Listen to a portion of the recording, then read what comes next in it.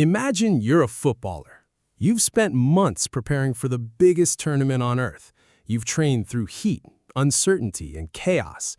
You've watched teammates scramble for visas at the last minute.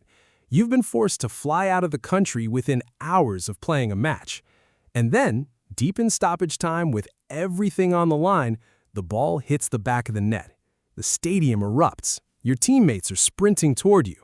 For a few seconds, you think you've done it. Then VAR takes it all away. That was the reality for Iran's national football team at the 2026 FIFA World Cup just hours ago. And what happened next said everything about how this team has chosen to carry themselves through one of the most complicated World Cup campaigns in tournament history. After the final whistle of a 1-1 draw with Egypt in Seattle, the Iranian players left a handwritten note in the locker room. Not complaints, not demands, just words about honor, dignity, and what they believe football is supposed to mean. And in a tournament already surrounded by controversy that has followed this team every single step of the way, that message is now being felt far beyond the pitch. So what exactly has been going on with Iran at FIFA 2026? What have they actually been through? And what does their story say about the bigger questions this World Cup is forcing football to confront? Let's get into it. If you're new here and you want to stay across everything happening at the 2026 World Cup, subscribe right now. We cover every angle, every story, and everything the highlight reels miss. To understand why Iran's locker room note hit so hard, you have to understand everything that came before it. This wasn't a team that arrived at the World Cup under normal circumstances, not even close. Iran's preparations for this tournament were upended almost immediately. Their original training base in Tucson, Arizona, was relocated to Tijuana, Mexico, due to concerns linked to the broader conflict involving the United States and Iran that began in late February 2026. That context alone set the tone for everything that followed. Then came the visa issues. Multiple members of Iran's coaching and administrative staff were denied entry to the United States, with some being flagged as having links to organizations the U.S. State Department considers concerning. Days before the tournament kicked off, Iran's federation revealed that the ticket allocation they had been granted, which every participating federation receives as standard, had been withdrawn. Fans who had already made travel plans, booked flights, arranged accommodation, were told they could no longer receive their tickets. The federation described it as contrary to the spirit of international competition and the principle of equality among participating teams. FIFA had no public comment. And through all of that, Iran still showed up to play football. Their opening match against New Zealand on June 15th ended 2-2, a good result on paper. But after the final whistle, the team was told to leave. Not the next morning, that night. They were put on a plane back to Tijuana just hours after competing at a World Cup, without the standard overnight recovery that every other team takes for granted. Coach Amir Galenoui was open about his frustration. He said his team had been the most oppressed in the whole tournament. If you want to keep following this story and everything else happening at FIFA 2026, hit subscribe and turn on notifications. This tournament is moving fast. The restrictions placed on Iran's movements throughout the group stage raised serious questions about what equal conditions actually means at a World Cup. According to FIFA's own regulations, every team is entitled to travel to their match venue 2 days before a game in exceptional circumstances, or at minimum the day before. Iran requested to arrive 2 days early ahead of their second match against Belgium in Los Angeles, given that the game was scheduled at midday and the players needed time to adapt, rest, and complete final preparations. The request was denied. Instead, they made the flight from Tijuana to Los Angeles the day before, a journey that should take under half an hour, but that reportedly stretched to 5 hours when immigration checks, security protocols, and waiting times were included.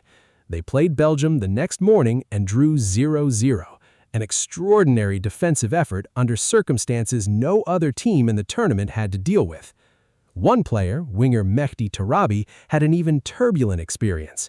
His single-entry visa expired after the first game.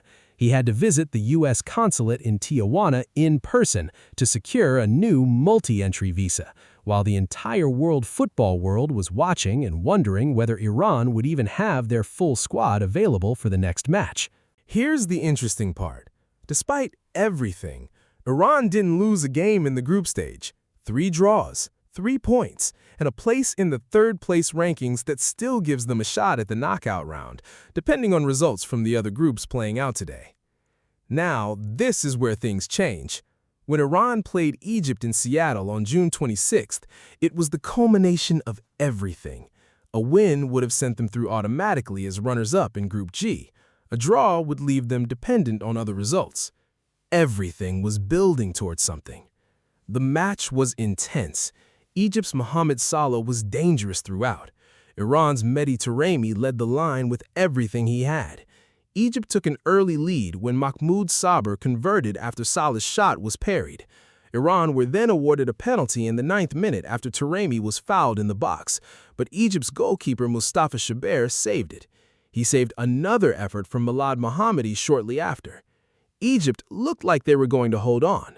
Then Ramin Rezayan equalized for Iran, and the match was alive again. Shaber kept making saves. Chances came and went. And then, in the 93rd minute, Shoja Khalilzadeh slammed a loose rebound into the net after a chaotic set-piece scramble. The stadium exploded. Khalilzadeh took his shirt off. Iran's players were running toward him. Referee Shimon Marchiniak was called to the monitor. VAR had flagged an offside. The review showed that Khalilzadeh's foot had strayed just beyond the line at the moment the ball was played, by the smallest margin imaginable. The goal was ruled out. Final score, 1-1. Egypt through, Iran left to wait. Then, in the moments that followed, Galenoui said something that captured the mood of the entire campaign. He said he used to think Iran were an oppressed team. Now, he added, he's realized they're also just an unlucky team. If you're finding this story as remarkable as we do, subscribe and join the conversation in the comments below. What do you think Iran's World Cup story says about how tournaments like this should be run? But here's the bigger issue. Because beyond the VAR call, beyond the travel restrictions, beyond the visa chaos, there is a broader conversation that Iran's experience is forcing into the open. The 2026 World Cup was expanded to 48 teams precisely to make the tournament more inclusive. More nations represented, more fans involved, more of the world feeling connected to the game. That was the stated vision. But what happens when the very structure of hosting the tournament creates conditions where certain teams operate under fundamentally different constraints than others? Iran's coach specifically raised the idea of equal conditions. FIFA's own regulations speak to equal conditions. But what happened on the ground was a team commuting from a different country for every match, dealing with visa renewals mid-tournament, losing their fan ticket allocation days before the opening game, and being sent back across the border by charter flight within hours of playing. Historical context matters here. At previous World Cups, teams have occasionally faced logistical complications, travel distances, climate differences, unfamiliar food. These are normal challenges that every squad navigates. But what Iran faced went beyond logistics. It involved external decisions made by authorities outside of football that directly shaped the conditions in which they had to compete. FIFA has always maintained that the football should be separate from everything else. Their communications throughout the tournament suggested the situation was being managed appropriately, that competitive balance was being maintained, that things were dynamic and being assessed. But the Iranian Federation filed an official complaint, and the football world watched. What makes 2026 different from previous tournaments is the visibility. Every challenge Iran faced was documented in real time. Footage of players touching the Quran as they left Tijuana for matches. The moment Tarabi had to go to a consulate for a new visa. The night they had to board a plane immediately after an evening kickoff. All of it played out publicly. And in that context, when the team chose to leave notes in locker rooms about honor and fair play, rather than making angry public statements, it became a statement in itself. Subscribe if you haven't yet. This is the kind of coverage that only exists because people support this channel, and we've got more World Cup content coming every single day. Think about what Iran have gone through from the perspective of the players themselves. Mehdi Taremi is one of the best strikers in world football. He plays in Serie A. He carries his country's hopes in every match. During this World Cup, he had a goal disallowed against Belgium in Los Angeles, went back to Tijuana that night, returned for the Egypt match, led the line again, and watched another late chance get taken away by a VAR line. Goalkeeper Ali Reza Baranvand made crucial saves throughout the group stage. Rahman Rezayan was named player of the match against Egypt after scoring the equalizer. These players gave everything they had in every game. The squad went 3 matches unbeaten despite circumstances that would have derailed most teams before a ball was even kicked. And the locker room messages add another layer to the picture of who this group is. After the Los Angeles matches, they left a note thanking the city for its hospitality, saying they came with pride, competed with honor, and left with dignity. After Seattle, the note reflected on where they come from, a country they described as one that for thousands of years has valued honor above victory. They wrote that fair play is not just a line in football's rules, it is the soul of the game. That's not the language of a team focused on complaints. That's the language of a group of footballers trying to remind the world what sport is supposed to be about, even when the world around them has made it very complicated. Iranian fans, many of them part of the diaspora in the United States, particularly in Los Angeles, turned up in significant numbers despite the ticket allocation situation. The community in what's often called Tehrangeles came out to support the team in ways that went beyond official channels. The atmosphere at those Group G matches had a particular intensity because of everything surrounding the team. And now, Iran wait. Their fate is in other people's hands. They sit in the third-place rankings with 3 points and a goal difference of 0, still with a chance to advance to the round of 32, depending on results from the remaining final-day group matches. The expanded format that FIFA introduced for this exact kind of scenario means nothing is over yet. What happens next depends on results across multiple groups. If things fall a certain way, Iran could still play in the knockout stage of a World Cup for the very first time in their history. If they don't, their campaign ends with 3 draws, a VAR disallowed 93rd-minute winner, and a series of locker room notes that are being read and shared around the world. What FIFA does with the questions raised by Iran's experience remains to be seen. Some will argue that the restrictions were a matter of tournament management in exceptional circumstances, that a formal process was in place, and that the federation was aware of the conditions before the tournament began.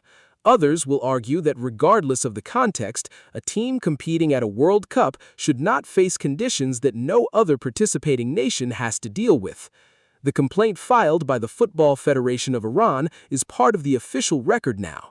Whether it leads to any policy review, any changed approach for future tournaments, or any acknowledgement from FIFA is something that will play out over the coming months. What's already clear is that this story will be talked about long after the 2026 World Cup is over. So let's bring this together, because this is a story that operates on several levels at once. On one level, it's the story of a football team that came to one of the most complicated World Cups in history when unbeaten through a tough group, played with everything they had, and still found themselves waiting on other results on the final day of the group stage. On another level, it's a story about what fair play actually means in practice, not just the phrase written on banners inside stadiums, not just the tiebreaker metric FIFA uses in group tables, but whether every team, regardless of who they are and where they're from, gets to compete under conditions that give them a genuine chance. Iran's locker room notes weren't directed at any particular authority. They were a quiet declaration of identity. And in a tournament as large and as complicated as the 2026 FIFA World Cup, that kind of quiet declaration has a way of cutting through everything else. Whether Iran make the knockout round or go home today, their story from this tournament is one that football will keep returning to.